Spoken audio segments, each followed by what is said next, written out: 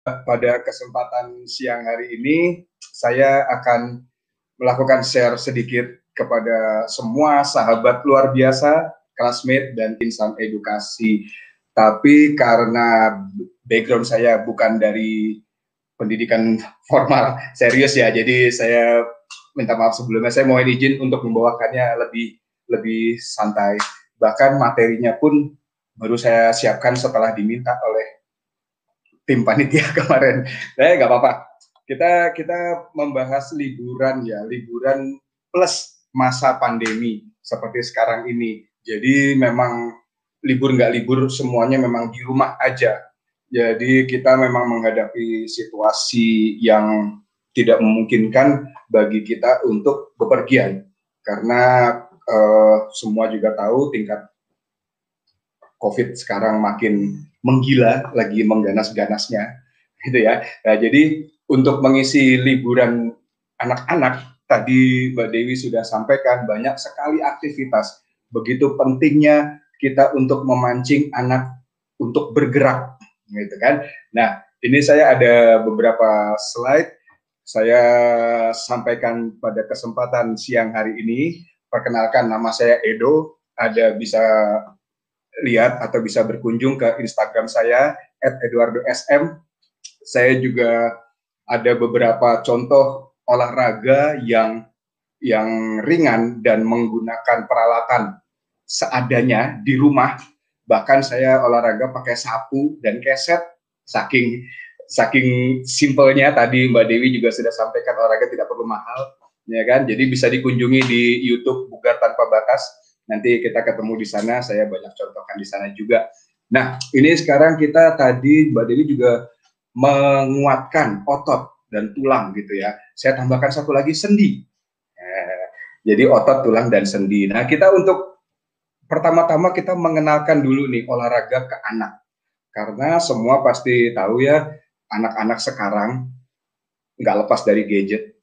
Kita nggak bisa menyalahkan karena memang situasi pandemi sejak masa PSBB mengharuskan semua sekolah untuk berjalan secara online. Jadi ya memang sekarang gadget akrab dengan anak. Tapi mungkin kita perlu batasi supaya mereka nggak, tadi diistilahkan apa ya, mager. Nah, supaya mereka tidak mager, gitu kan. Nah, sebelum kita masuk ke aktivitas olahraga untuk anak, kita perlu pahami dulu bahwa banyak mitos yang berkembang bahwa fitness itu menghambat pertumbuhan anak. Ya, saya berani sampaikan di sini bahwa fitness tidak mempengaruhi pertumbuhan anak karena itu juga belum ada riset, belum ada yang sahih membuktikan keterkaitan antara fitness dengan pertumbuhan. Nah, fitness itu sendiri diartikan dalam bahasa Indonesia sebenarnya kesehatan. Itu juga ada salah kaprah. Jadi udah mitosnya salah, salah kaprah lagi. Fitness itu bukan bodybuilding, fitness itu bukan binaraga. Jadi fitness tidak melulu mengenai otot, mengenai orang. Jadi nggak perlu khawatir juga kita ngangkat beban terus langsung menjadi badan sebesar Arnold Schwarzenegger barangkali, gitu kan? Nah, aktivitas otot itu supaya anak nggak mager tadi tuh ya, yang simpel-simpel, misalnya membantu menyapu. Nah, kurang simpel apa coba? Membantu orang tua menyapu di rumah, ya kan? Itu fisiknya bergerak, otot-ototnya bekerja, sendi-sendi pada saat menyapu dia akan gerak semuanya. Jadi tidak perlu membayangkan bahwa olahraga atau fitness itu pasti besi-besi berat-berat nanti anak gue konten. Enggak, kita bukan ke situ arahnya, gitu kan? Jadi sekali lagi saya sampaikan bahwa mitos itu hanya mitos, fitness menghambat pertumbuhan karena pertumbuhan sendiri yang mempengaruhi faktor-faktor pertumbuhan anak adalah kesehatan. Terus berikutnya DNA. Nah, ada faktor keturunan juga di situ, gitu ya. Nah, terus fitness itu bukan binaraga, ya. Nah, penting untuk pertumbuhan anak melatih sendi-sendi dan otot. Sangat penting, selain gizi ya pastinya, karena topik siang ini bukan nutrisi, jadi saya tidak masuk ke gizi. Pentingnya pertumbuhan untuk anak itu, kita semua pasti menyadari ya bahwa sebagai orang tua maupun sebagai tenaga pendidik, pasti seluruh sahabat luar biasa, classmate, dan insan edukasi setuju bahwa anak itu adalah permata yang sangat indah, yang perlu dipoles biar makin indah. Ya kan? Nah, bayangkan kalau permata kita onggok di sofa depan TV sambil main HP. Tidak akan mengkilat, Bapak Ibu.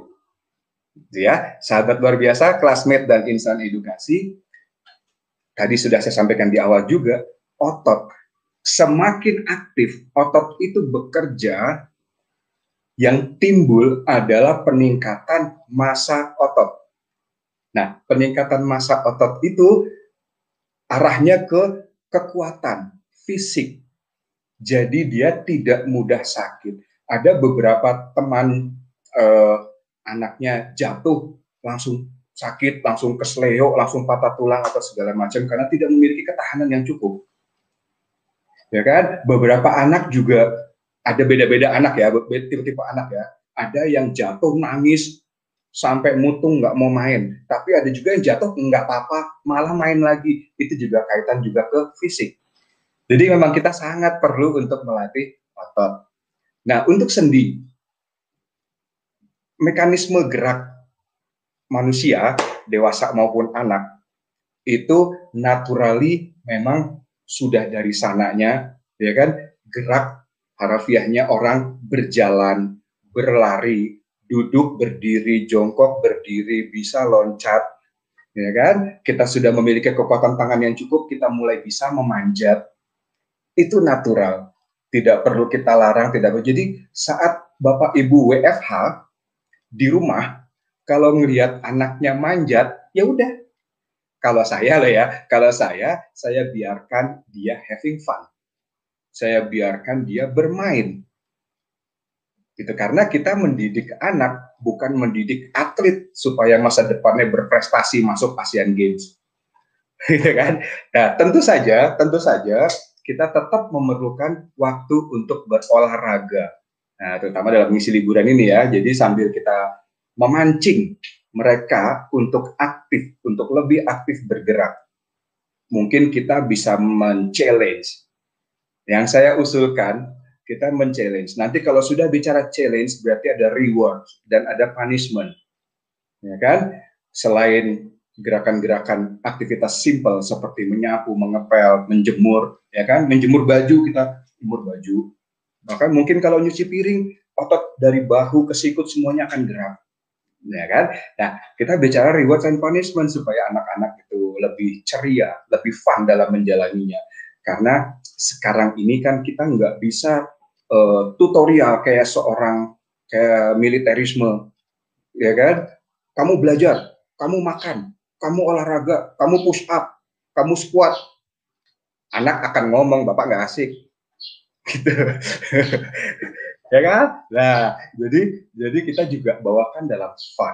Kalau mereka mencapai sesuatu, kita challenge, berhasil mencapai challenge kita kasih reward. Misalnya pesenin makanan online barangkali yang dia suka, ya kan? Itu suatu reward yang membuat dia akan memiliki trigger untuk do more next time. Nah, itu juga bisa kita lakukan di masa mengisi liburan. Nah, sekarang bagi kita, bagi orang tua ya, orang tua dan pengajar, sahabat luar biasa, classmate dan insan edukasi semuanya. Sebelum pandemi, kita semua memiliki aneka kesibukan. Seolah-olah waktu 24 jam sehari itu kurang. Ya kan? Nah, sesampainya kita di rumah pun, mungkin saya nggak menyalahkan orang ya, ada aja sesampainya kita di rumah udah seharian sibuk kerja, sampai di rumah kita masih gadgetan, betul nggak? Ya kan? Terus anak lo mau dikemanain? Nah, akhirnya anak juga main gadget, ya kan? Jadi nggak bisa nyalahin, kamu jangan gadgetan, ya lu aja gadgetan, gitu. Nah, jadi kita juga ikut aktif, kitanya juga aktif. Kita mengajak mereka, bukan menyuruh, bukan perintah. Kamu lakukan squat, ayo kamu kita coba lari. Ya, anak ngambek. lagi asik-asik main game, kan disuruh-suruh, protes nanti dia. Nah, baiknya kitanya juga ikut olahraga bersama mereka. Bukan cuma nyontohin, bukan cuma ngasih perintah, tapi kitanya juga. Nah, selain itu, gunanya kalau kitanya sendiri ikut olahraga bersama mereka, kita juga mendapat manfaat sehat, ya kan? Karena sudah WHO lah, pemerintah lah, Kemenkes lah, segala macam, semua orang sudah menganjurkan, menyarankan. Bahkan kalau kita nggak mau dengerin orang, kita baca di WA deh. Kita kan mainnya gadget ya, kita baca di WA. Di WA banyak sekali broadcast, di medsos banyak sekali menyampaikan perlunya olahraga 30 menit sehari. Pertanyaan saya adalah, dilakukan apa tidak? Atau itu cuman buat disebar-sebar di WA doang, ya kan? Nah, jadi kita juga mengajak anak untuk berolahraga bareng kita. Tentu saja intensitasnya, ya, intensitasnya menengah atau intensitasnya sedang.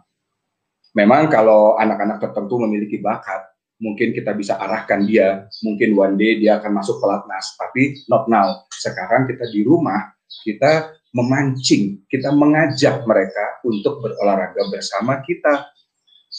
Jadi kita juga dapat manfaat. Kitanya juga sehat, anak juga senang.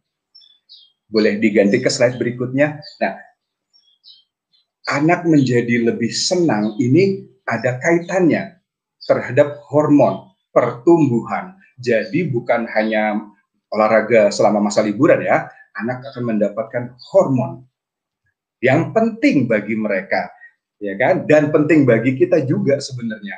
Kita nggak bisa lupakan itulah ya. Kita saat kita bermain bersama anak, ya kan? Ini beberapa kali saya kembangkan juga di My Gym Fitness. Saya mengelola dan melatih di My Gym Free Body Fit. Itu kita punya program namanya Kids Workout. Nah, pada Kids Workout itu anaknya olahraga, terus sesi berikutnya anaknya dan orang tua olahraga. Itu bisa dilakukan di rumah Bapak Ibu sekalian. Semua sahabat luar biasa, classmate dan insan edukasi. Kita ada satu namanya, saya agak nggak kebaca kalau ke sana, sorry ya. Oke, hormon eksitosin. Nah, hormon eksitosin itu timbul dari sentuhan. Bukan sentuhan belayan. Ya, kalau sentuhan belayan itu kan kita rasa sayang kita. Itu beda ya. Nah, sentuhan fisik.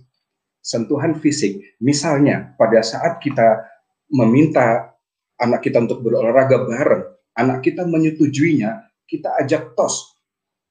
High five, good job boy. Kayak gitu. Tos itu akan sentuhan fisik. Mereka akan timbul adrenalinnya. Wah, bapak gue keren. Mereka akan begitu. Jadi sentuhan-sentuhan itu juga berpengaruh terhadap mood mereka nantinya.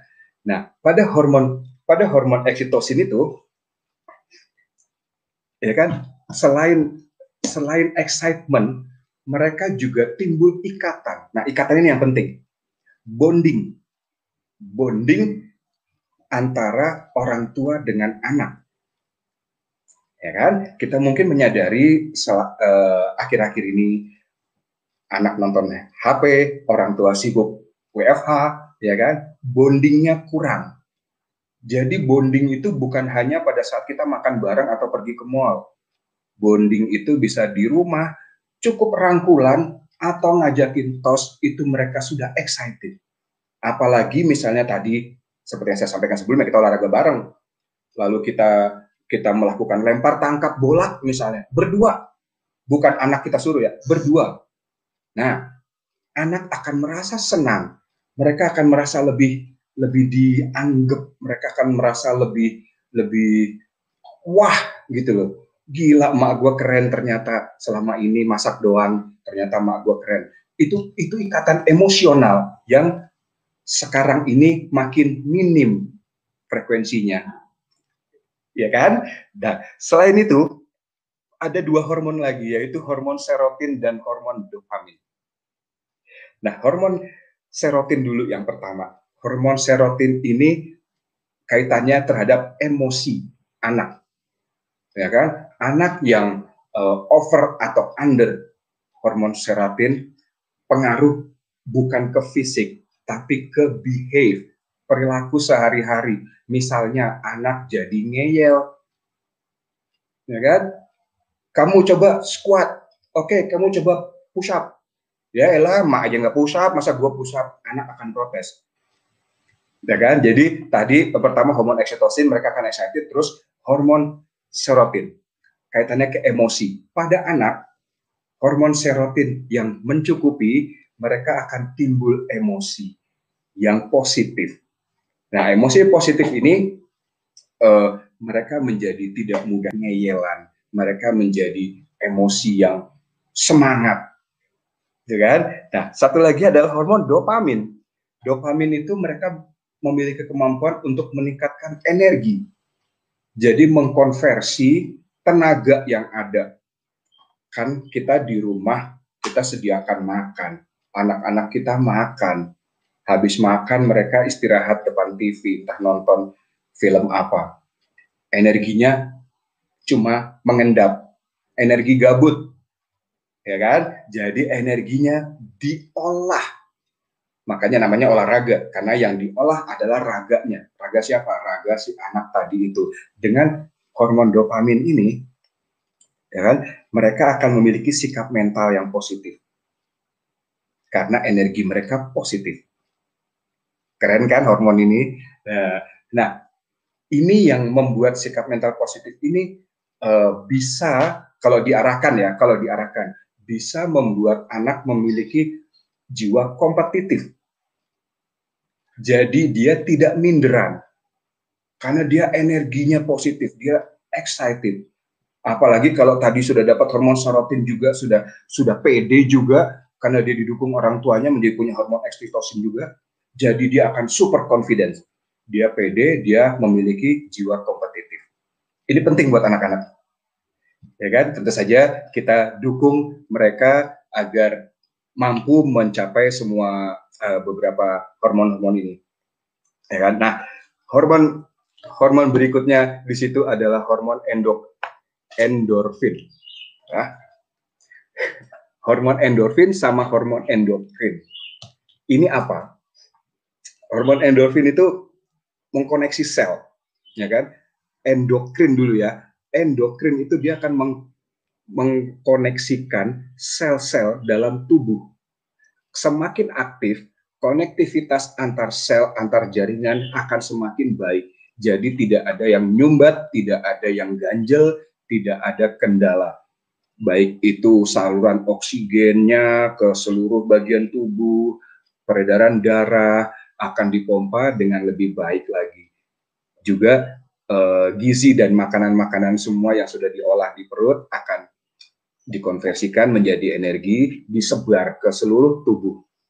Mereka akan sangat senang sekali, gitu ya. Nah, ini juga penting bagi anak. Nah, terus lagi hormon endorfin. Hormon endorfin ini semua kekuatannya dialirkan sampai ke saraf pusat. Dia yang bisa memberikan stimulus supaya saraf di otak kita ini mampu memberi perintah kepada badan untuk bergerak ke kanan, bergerak ke kiri, bergerak melompat. Ya kan? Jadi olahraga itu menimbulkan banyak hormon-hormon seperti ini. Ini sangat penting. Kalau anak kita tidak memilikinya, oke, ini karena konteksnya anak ya, tapi sebenarnya kita juga, staf pengajar, guru atau orang tua juga sebenarnya, bukan cuma anak. Bayangkan kalau kita tidak memilikinya, itu bikin kita lemes, nggak energik, dan lawan semua yang tadi saya sampaikan ya, lemes, nggak energik, mager, gabut, akhirnya lost, akhirnya cuman duduk, makan tidur kerja, makan tidur kerja, tidak ada aktivitas sama sekali. Sambung lagi ke tadi Mbak Dewi bilang, aktivitas ototnya minim, bahkan massa ototnya akan berkurang. Itu yang membuat jadi lemas, jadi nggak bisa gerak, akhirnya mulai timbul segala gejala, encok lah, sakit pinggang lah, sakit leher lah, Itu kalau sudah dewasa ya, bayangkan kalau itu terjadi pada anak-anak. Jadi kita sangat penting sekali untuk mengajak dan men-challenge anak untuk lebih aktif. Boleh saya geser ke slide berikutnya? Oke. Sorry sebelum ini. Oke. Nah, sekarang kita bahas hormon-hormon tadi itu akan mempengaruhi sistem badan kita secara keseluruhan, ya kan? Nah, sekarang kita akan masuk ke metabolisme tubuh. Saat badan kita aktif bergerak, metabolisme tubuh akan membaik. Ini sangat erat kaitannya karena kita semua tahu ya di negara kita ini di luar pandemi lah, di luar COVID ya, angka rasio diabetes kan tinggi banget dibanding negara-negara di Eropa atau negara-negara di Asia lainnya. Diabetes di Indonesia ini sangat tinggi, sangat mengkhawatirkan juga. Itu terjadi karena banyak orang yang kurang gerak. Simpel banget sebenarnya, hanya kurang gerak.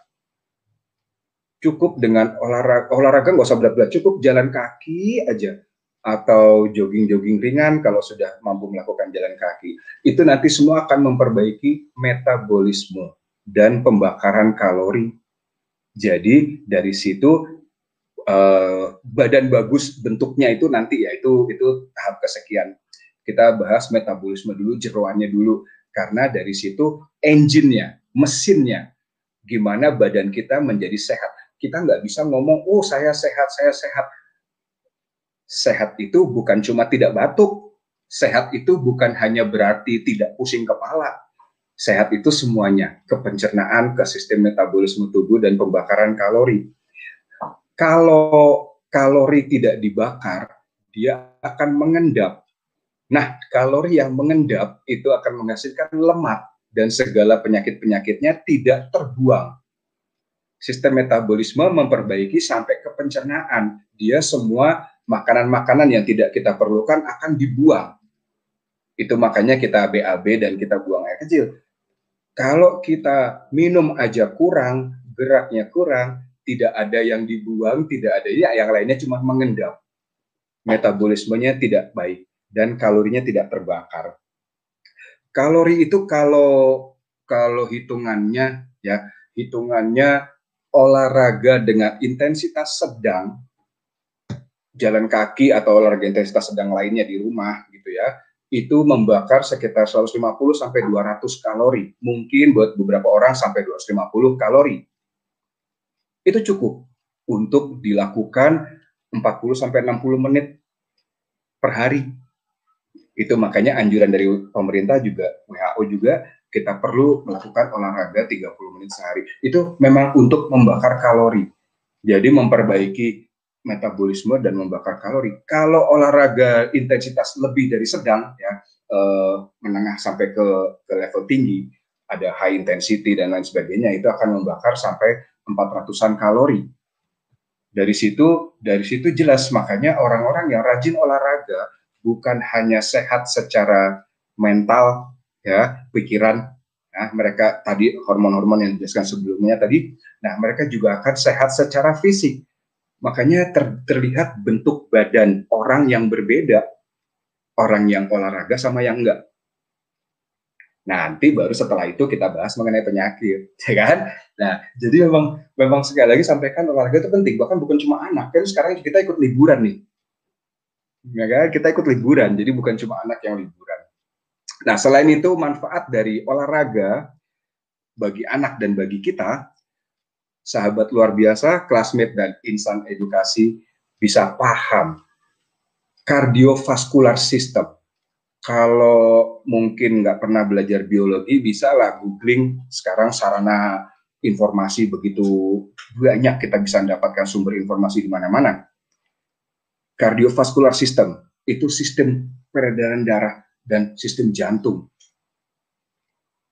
Itu kalau tidak dilatih, tidak kuat. Nah, latihannya itu bukan olahraga itu manfaatnya bukan hanya untuk membesarkan otot, sekali lagi tadi ya, karena tadi mitos dan ya. Nah, kardiovaskular system otot pada jantung dan paru-paru itu juga perlu diolah.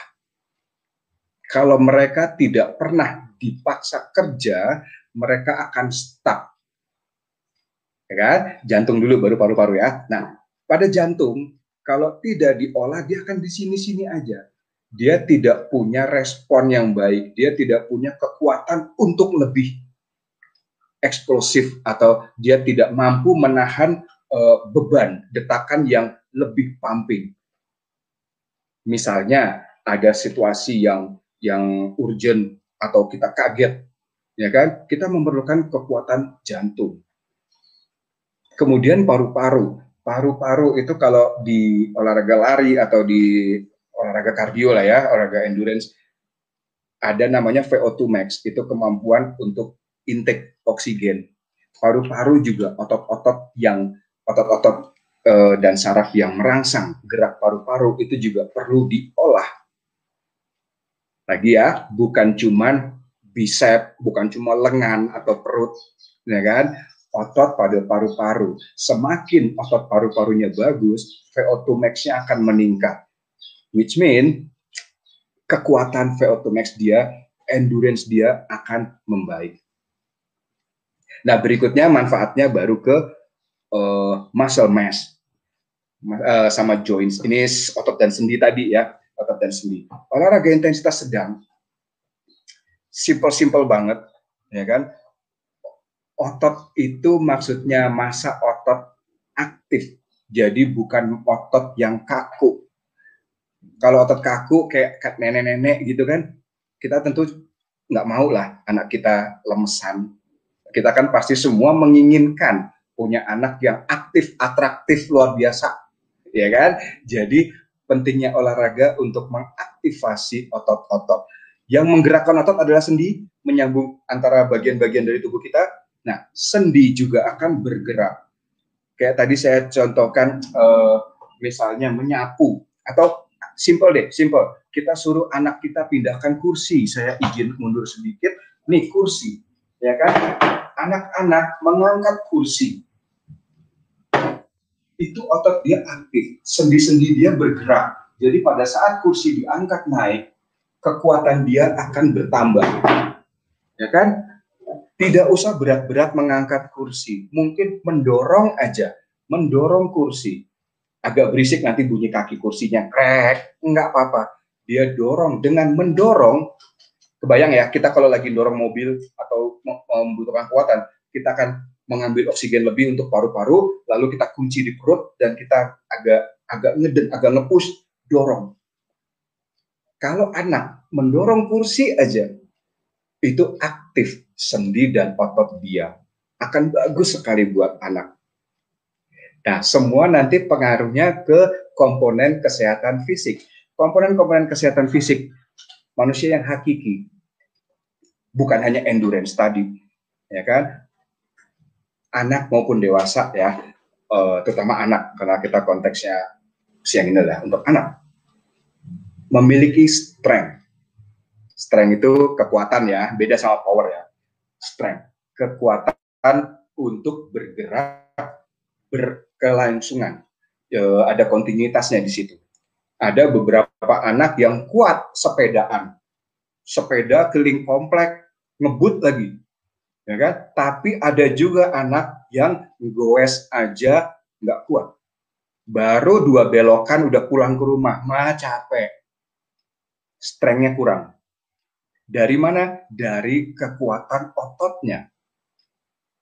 Mungkin kalau ditarik tabel, si A sama si B, persentase ototnya beda. Itu kita perlu latih kekuatan strength-nya. Kemudian dari segi power, ya kan? Melepaskan bola. Tadi kita sempat melihat di tayangan sebelumnya, ada contoh video juga. Bola, kita punya power itu kekuatan meledakkan satu kali lempar atau satu kali lepas tenaga gitu ya. Nah, bola ada ya anak-anak yang kuat ngelempar, sampai kaca pecah. Tapi ada juga yang ngelempar cuman pluk. Ada kan? Karena otot dan sendinya lain. itu juga perlu dilatih supaya nggak cuman jempolnya yang kuat, ya kan? Tapi juga badannya kuat. Kemudian ada agility. Agility itu faktor kelincahan. Komponen fisik yang satu ini unik, kelincahan. Ya kan? Kelincahan ini bagaimana anak dapat eksplosif bergerak kiri, kanan, depan, belakang, loncat. Itu semua dari sendi, dari otot, dan dari biomekanik tubuhnya. Bukannya dari makanannya. Kadang ada ibu-ibu ngobrolan gitu kan, anak lo kuat makannya apa sih? Iya, anak gue kasih ayam. Oh, anak gue makan tempe. Bukan, karena anak lo nggak gerak, gitu kan? Jadi kita gerak, aktif aja, biarkan mereka lincah, biarin aja lari ke sana kemari. Ada juga ibu-ibu lain yang jangan lari-lari nanti jatuh. Jadi anak terbatas geraknya, tidak lari. Padahal lari itu komponen yang wah banget. Kita bersyukur banget kalau anak kita kuat lari, betul nggak? Ya kan? Jangan lari-lari nanti jatuh, ada gitu juga. Itu salah. Oke, sahabat luar biasa, classmate dan insan edukasi, yang berikutnya adalah balance. Bahkan bukan anak-anak, balance ini keseimbangan. Orang tua pun, ya kan? Orang tua pun seringkali kedapatan memiliki masalah dengan balance, dengan keseimbangan. Nah, kalau kita kembali ke yang saya sampaikan sebelumnya, kita mengajak anak untuk berolahraga bareng, ini akan lucu. Kita bisa bawa dalam permainan bersama anak, misalnya gerakan kalau di SD itu apa ya? Gerakan kaki satu, gerakan pesawat terbang. Nah, gerakan pesawat terbang itu melatih keseimbangan. Itu kalau jatuh kan lucu. Jadi anak bisa ledekin kita, anak bisa ngeledek orang tua atau insan pendidik. Ya jatuh gitu. Kita bisa men-challenge mereka. Coba kalau kakak kuat enggak, berapa detik. Itu akan fun, itu akan memancing mereka balik ke hormon tadi, ya kan? Mereka akan memiliki oksitosin. Wah iya ya. Nah, mereka akan memiliki dopamin. Wah excited. Kayak gitu. Nah, selain itu kita juga perlu untuk melatih flexibility dan mobility. Kalau anak kita hanya kita biarkan duduk di depan laptop, depan gadget, depan TV, ya kan? Memang mungkin secara edukasi, secara apa pendidikan mungkin nilainya bagus, tapi kan yang dibutuhkan dia bukan cuma nilai bagus, ya kan? Yang dibutuhkan dia adalah fisik yang mumpuni, karena untuk mengarungi masa depannya kelak, dia nggak duduk, ya kan? Dia akan butuh gerak. Jadi flexibility dan mobility itu sangat penting. Kita tahu ya, mungkin sahabat luar biasa, classmate dan insan edukasi sering lihat ada beberapa anak yang gerak tangannya angkat aja nggak bisa. Ada juga yang gerak pinggang ke kiri aja nggak bisa. Bahkan saya pernah juga mendapati anak yang tidak mampu jongkok. Boro-boro kita suruh lari, boro-boro kita suruh olahraga intensitas sedang. Apalagi lempar bola, ya kan? Gerak tangan aja nggak bisa. Bukan cacat ya. Kita nggak memiliki orang. Saya tidak membicarakan dengan berkebutuhan khusus ya. Anak yang normal, yang hari-hari ada di rumah dan sekitar kita, mungkin tetangga, mungkin saudara, ada aja yang nggak bisa jongkok. Itu ototnya kaku, bisa diolah. Penting untuk diolah dan dilatih mobility sama flexibility supaya badan dia lebih fit, gitu kan? Nah, dari tadi saya sampaikan memancing anak untuk olahraga untuk segala macam. Mungkin sebelum diakhiri sesi ini, saya izin geser kamera saya agak ke sebelah sana sedikit. Cuman mohon maaf, contohnya modelnya nggak ada. Biasanya ada anak saya, tapi karena anak saya lagi tidak di rumah, dia lagi di rumah eyangnya. Jadi misalnya Bapak Ibu, ya kan, sahabat luar biasa, classmate dan insan edukasi, Ini gerakan squat, gerakan jongkok. Ada banyak anak yang nggak bisa melakukan ini. Ya kan? Ada yang cuma segini, ada yang begini aja jatuh. Banyak faktor di situ. Di situ ada balance, ya kan? Ada flexibility, ada mobility yang kurang. Jadi kita penting cuma jongkok berdiri. Kalau tidak bisa jongkok berdiri, kita bisa di kursi. Kita duduk berdiri, duduk berdiri. Kalau bisa melakukannya, kita tos untuk mendapatkan tadi hormon oksitosin tadi, tos, high five, endorfin dia naik, ya kan? Begitu. Kita bonding dengan anak. Paling simpel aja. Nggak usah alat-alat, nggak usah bola deh. Ini saya pegang pistol nih. Ya kan? Ini mainan anak saya. Nah, kita pakai pistol-pistolan. Ya kan? Misalnya pistol, gerakan pistol. Ini nama gerakannya kalau di Ubu Berat, ini lunges, reverse lunges, tapi saya kombinasi dengan ice skating. Ice skating, ya kan, ke kanan. Nah, pakai pistol, tembak kakak, tembak ayah. Bisa. Simple sekali, sambil bermain. Atau kita bisa lari-lari untuk meningkatkan agility. Misalnya kan, nih, depan belakang dengan anak kita lakukan gerak, ambil. Lakukan lagi gerak, ambil. Itu juga melatih kelincahan, melatih agility. Sangat simpel sekali, dan tentu saja kalau kita lakukan dengan anak akan jauh lebih menarik. Cuma tadi contohnya sendirian, jadi.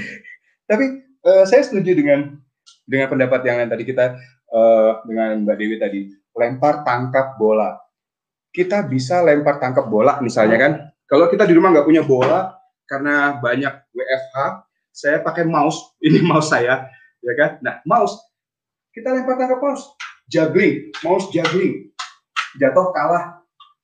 Itu juga simple. Di situ aktif nih otot sendi, ya kan?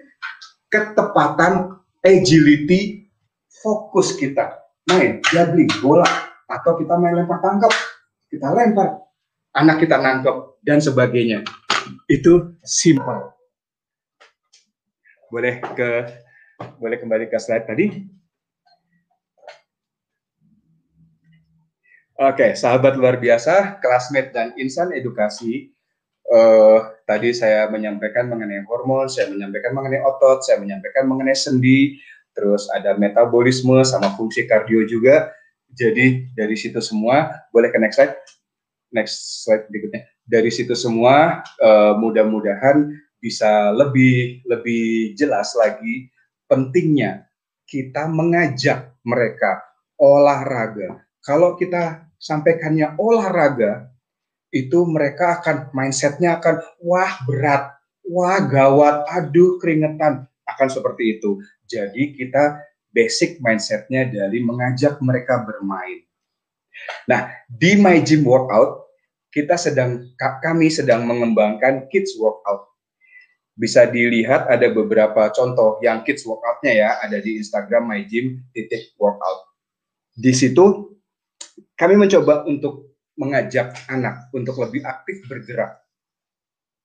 Setelah sesi anak selesai, ada juga sesi anak dengan orang tuanya. Lucu deh, mereka lompat-lompatan bareng. Jadi anaknya loncat, ibunya loncat, ya kan? Kelihatan sangat ceria sekali. Kita yang memberi materi aja senang gitu kan, apalagi mereka yang melakukannya. Dan setelahnya mereka pulang keluar dari My Gym Kids Workout juga sumringah. Terus anak juga lebih excited tadi sudah mendapatkan oksitosin tadi ya. Ma, I can do it, Mom, I can do it. Kita ngelihatnya tuh kitanya jadi excited. Itu sungguh pengalaman yang luar biasa sekali. Nah, di sana di My Gym Kids Workout, saya mengajaknya anak-anak itu untuk bermainnya bola, lempar tangkap si A dengan si B. Misalnya hanya lempar tangkap, tentu efeknya tidak akan seberapa. Tapi saya kombinasikan gerakan jongkok berdiri, jadi sambil lempar tangkap, pas nangkep berdiri, pas ngelempar jongkok. Kebayang nggak? Jadi saya geser lagi. Nah, jadi lempar tangkapnya sambil jongkok berdiri. saya punya bola. Oh iya, ini bola nih. Jadi kita ya kan lempar. Nah, pada saat orang si B melempar ke kita nangkepnya berdiri. Anggap lempar. Itu sambil bermain dan kita bisa melatih juga jiwa kompetitif mereka karena anak itu kan ada berdua, bertiga atau ada tiga, ada dua kelompok. Jadi mereka bisa kita adu lah gitu. Kita bisa memancing mereka untuk kompetisi. Ya kan? Nah, jadi benar-benar kita olahraga sambil bermain. Kapanpun, dimanapun, usahakanlah untuk lebih bonding dengan anak-anak kita, ya. Kita lebih melakukan pendekatan dan sentuhan agar mereka juga lebih excited. Jadi kita jangan melihat anak didik kita atau anak kita itu atlet yang kita persiapkan untuk masuk Asian Games atau Olimpiade. Kita nggak bisa suruh-suruh kamu push up, udah nggak bisa kayak gitu. Kita perlu melakukan pendekatan yang berbeda. Dengan rewards misalnya, oke, kamu main, kita nanti akan main games, kita akan main gadget. Yuk sekarang yang menang boleh main duluan, misalnya. Itu nanti kalau udah mengenai anak begitu, yang lebih tepatnya di psikolog anak mungkin ya, nanti di sesi webinar yang lain mungkin. Jadi saya nggak masuk ke bagaimana caranya mengajak anak, tapi itu saya cuma menjelaskan pentingnya. Nah, masa liburan kita bisa manfaatkan banget untuk kitanya juga olahraga. Jadi sahabat luar biasa, classmate dan insan edukasi, olahragalah sama anak didik. Karena itu benar-benar manfaatnya bukan cuma untuk kita ya, kitanya sehat ya. Anak, pertumbuhan mereka akan terbantu. Otot lebih kuat, sendi-sendi lebih mobility, semuanya mereka memiliki keseimbangan tubuh, mereka lebih ceria lagi ketimbang hanya gadgetan doang. Ya, oke. Slide berikutnya apakah masih? Kalau sudah selesai, saya Eduardo Srimartono, panggil saya Edo aja. Bisa dijumpai di Instagram saya Eduardo SM atau di mygym.workout. Atau bisa juga telepon ke nomor yang tertera situ ya. Saya ucapkan terima kasih. Saya sarankan sekali lagi untuk lebih aktif mengajak anak berolahraga. Tadi kan dicontohkan sama Coach Edo yang jongkok-jongkok itu. Nah, ini ada kasus nih, anak saya tidak bisa jongkok. Stimulasi apa yang baiknya diberikan agar bisa jongkok? Wah. Oke. Langsung saya jawab ya, Mbak Irma. Langsung saja. Kita tentu saja dalam melakukan segala sesuatu ya, nggak cuma olahraga, dalam belajar juga kan, kita perlu menikmati dan mengalami progres. Jadi biarkan semua itu berproses. Kita tidak bisa langsung jongkok, langsung gitu juga. Yang ada malah cedera dan anak menerima tekanan. Kita perlu membiasakan dari awal dulu. Saya kayaknya perlu gerak lagi nih ke sebelah sana. Saya izin geser. Boleh. Halo, oke. Saya geser kamera Nah, gerakan jongkok ini kan susah ya. Gerakan jongkok ini susah. Kalau kita paksa mereka untuk jongkok, mereka akan cedera dan mungkin mereka akan ogah, akan nggak mau melakukannya. Jadi kita bisa simple aja dari kursi. Semua di rumah manapun pasti ada kursi. Duduk, berdiri.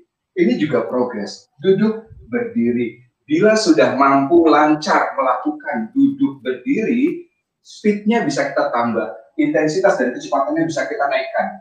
Biarkan dia berprogres. Lama-lama kursinya kita jauhkan. Jadi dia duduknya hanya setengah atau di ujung pangkat misalnya. Hanya menyentuh aja.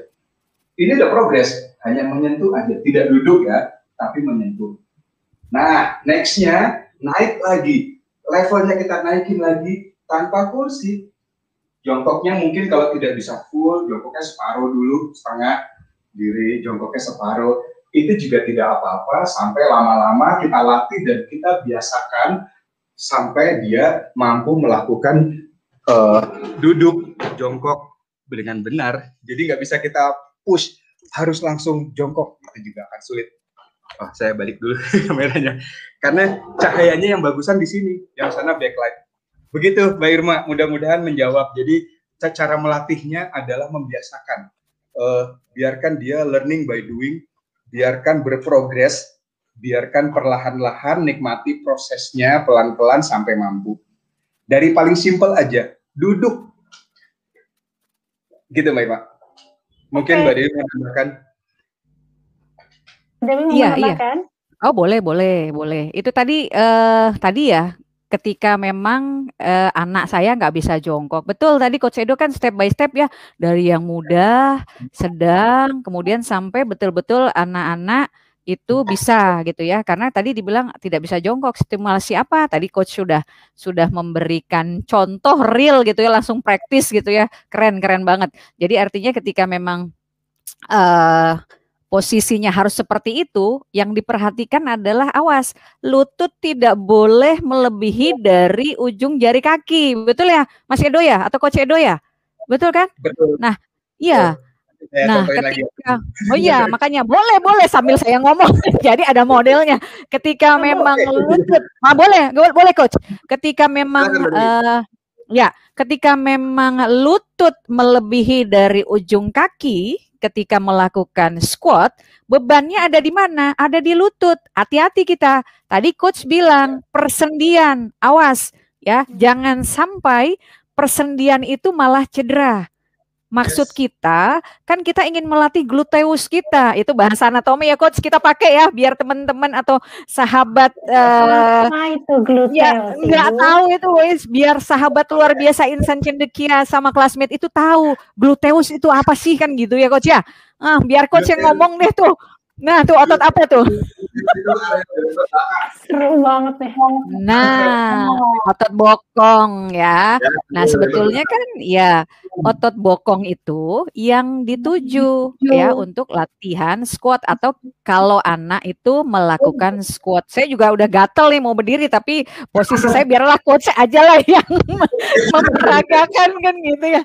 Kemudian kalau tadi ya, kenapa nggak boleh lebih dari ujung jari kaki? Ya nanti bebannya ada di persendian. Awas kita, kalau persendian lutut itu sudah cedera pada usia anak-anak, ya jangan berharap bisa mencapai ke olahraga prestasi. Itu saja ya Mas Edo ya. Itu saya mungkin melengkapi itu tadi apa yang disampaikan oleh Coach Edo ketika memang anak saya tidak bisa jongkok. Itu ya. Itu saja mungkin. Izin nambahkan lagi, saya tertarik karena sudah masuk ke Inggris, sampai ke gluteus tadi, bahasa-bahasa dewan. Ini juga kita perlu melakukan assessment terhadap anak didik atau terhadap anak kita. Tadi saya setuju sekali, beban akan berubah, tidak pada gluteus tapi pada lutut. Nah, yang berikutnya kita perhatikan adalah kecenderungan kaki. Karena ada beberapa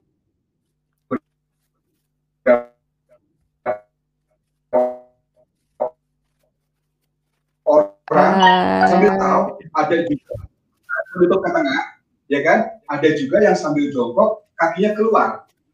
Nah itu juga. Jadi baiknya kalau sesuai dengan biomekanik tubuh seharusnya, lutut dari paha ke lutut semua sejajar sampai ke ujung kaki, sejajar tapi lutut tidak mundur. Nah itu yang gerakan yang sempurnanya squat sebenarnya.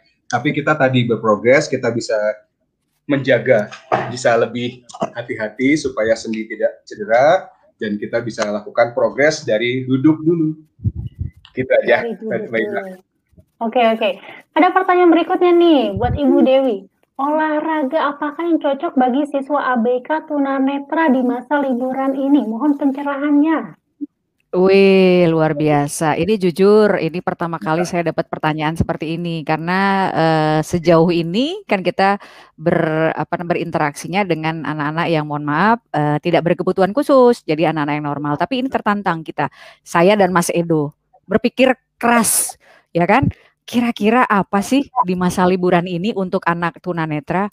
Ya, tadi disampaikan ketika berbicara komponen kebugaran jasmani, ada physical fitness ya, komponen yang salah satunya ya adalah flexibility ya. Ketika memang anak untuk menjadi bugar ya, mohon maaf, untuk anak berkebutuhan khusus bisa melakukan latihan dengan latihan statis atau flexibility, tidak melakukan gerak dinamis. Tapi kalaupun orang tua bisa mendampingi, silakan melakukan aktivitas gerak secara dinamis. Nah, ketika berbicara mengenai, saya minta Coach Edo memperagakan lagi nih flexibility kan.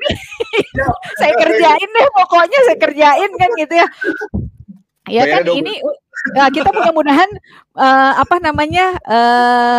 berpahala nih Coach Edo nih, karena kita memberikan tips untuk anak-anak berkebutuhan khusus. Olahraganya apa? Ya duduk manis, flexibility untuk hamstringnya. Aduh, apalagi tuh hamstring katanya kan gitu.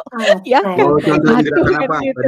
Ya, flexibility yang untuk hamstring Coach, yang duduk lurus aja Coach, pegang ujung jari kaki. Nah, sekemampunya anak-anak itu atau anak tunanetra itu meraih ujung jari kakinya.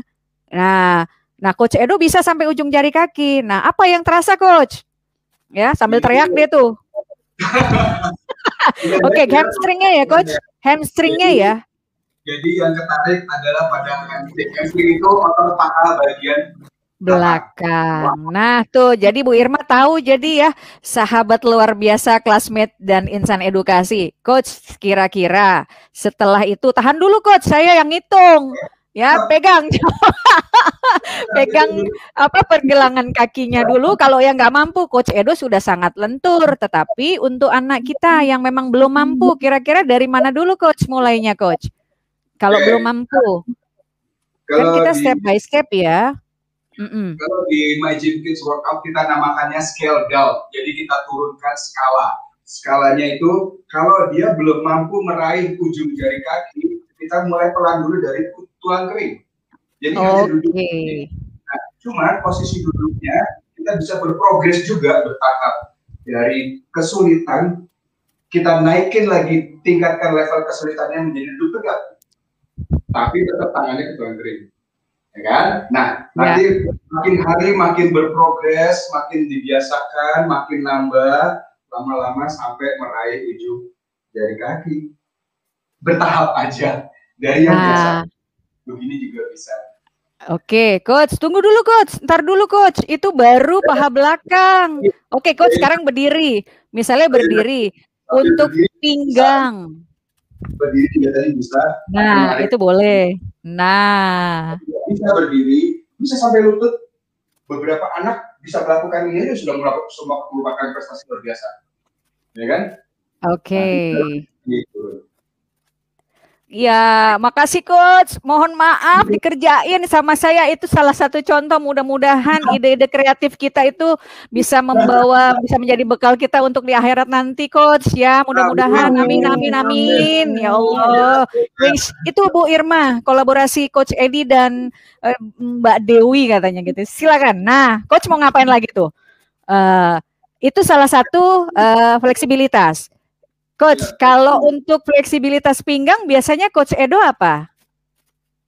Pinggang itu pergerakan dari biomekanik pinggang, itu ada gerakannya sebentar, mungkin nggak kelihatan jadi saya agak naikin kamera sedikit. Nah, gerakan pinggang itu ada menyamping, ya kan, ke kiri ke kanan, ada serong ke kiri juga gerak, pinggang juga. Nah, ini mungkin bagi beberapa orang yang tidak memiliki cukup mobility dan flexibility di pinggang, ini akan sulit melakukan gerakan ke kiri dan ke kanan atau atas bawah. Nah, ini juga cara melatihnya kita bisa bertahap juga. Ya, sip, setuju. Ya kan? Mungkin kelihatan ada gangguan posisi. Nah, ya kan? Jadi pinggang aja kita dari tangannya atau tolak pinggang begini juga nggak apa-apa. Ini juga mungkin. Kalau kita saya izin kaitkan lagi dengan tadi ya, bonding antara orang tua dengan anak gitu ya, kita mengajak dan memancing mereka. Jadi pada saat kita tolak pinggang, kita bisa tos, ya kan? Jadi anak kita di samping nih, kayak tadi videonya Mbak Dewi tadi, pinggang ke kanan, tos, jadi kan, tos. Anak akan merasa seru karena mereka nunggu momentum tosnya juga.